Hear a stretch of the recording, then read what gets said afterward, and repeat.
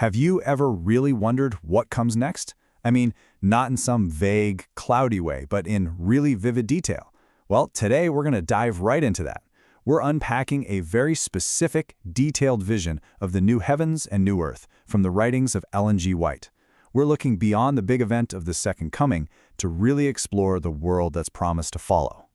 And this quote, this is really the key to the whole thing. It's all about this incredible shift from seeing things imperfectly, like looking through a foggy mirror, to suddenly seeing everything with perfect, unveiled clarity. It's a promise of direct connection, of unfiltered reality, and honestly, it sets the stage for everything else we're about to see.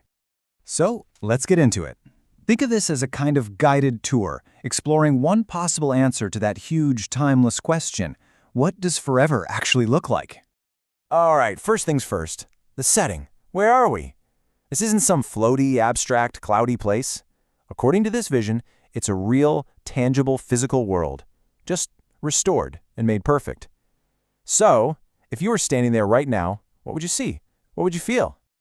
The landscape is described as, well, paradise found again. You've got the tree of life, and it's bearing new fruit every single month, not just once a year. There are these streams that are clear as crystal, flowing through beautiful, wide-open plains that roll up to these majestic mountains.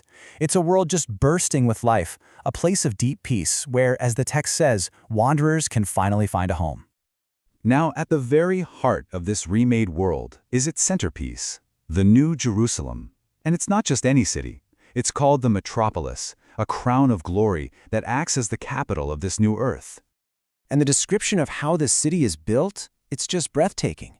We're talking about walls made of precious stones, a foundation of jasper, and get this, each gate is carved from a single giant pearl. It's a city that's not just built for function, but as this incredible monument to divine art. Okay, so that's the place, but what's it actually like to live there? What does daily life feel like when that dimming veil we mentioned at the start is finally gone for good? And the differences between our world and this new one, they're just staggering. There's no sun or moon, because the glory of God itself is the source of light. There's no need for temples, because God's presence is right there, totally accessible to everyone. And most importantly, all the things that weigh us down now, weariness, pain, sickness, death, they're just gone. Life is endless and completely unburdened. But you're not alone in all this. Far from it. This vision is deeply communal. It talks about perfect relationships, not just with God, but with each other and with angels too. There are no more misunderstandings or misjudgments because everyone will finally know, even as also they are known. It's like one huge, perfectly unified family. So you might be thinking, okay, sounds great, but what do you actually do for all eternity? Do you just rest forever? Well, according to this vision, not at all. The purpose of this eternal life is incredibly dynamic. It's all about the joy of endless discovery and learning. This quote really gets to the heart of it. It frames eternity as this continuous journey of understanding. See, the goal isn't just to have knowledge, but for that knowledge to constantly make your admiration and your joy even deeper. In a way, learning becomes an act of worship. And it's not like you just learn everything and then you're done. It's this amazing progressive cycle. You reach a goal you've been aspiring to, and from that new vantage point, you see an even greater height to climb. You discover a new truth, and that discovery just opens up a dozen new wonders to explore. It's a process where every part of you, every faculty, is always growing. There's no ceiling. And what's on the syllabus for this eternal education? Everything. The entire universe is your classroom.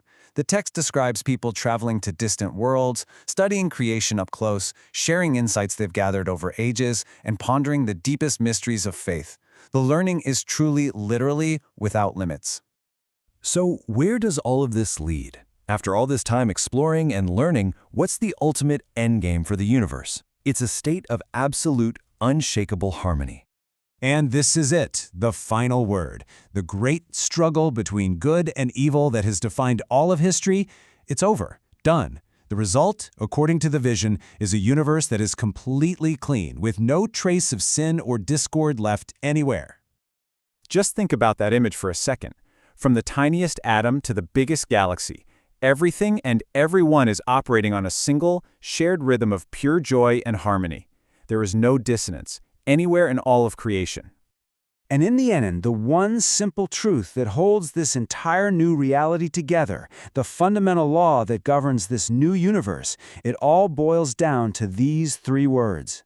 God is love, becomes the principle from which all that peace and joy and harmony flows. And that brings us to a final thought to leave you with. Exploring a vision like this, one of perfect community, endless learning, and total peace, isn't just a theological exercise. It really makes us ask ourselves, what do our longings for a perfect future say about what we truly value, what we feel we're lacking, and what we deeply desire right here, right now, in our present lives?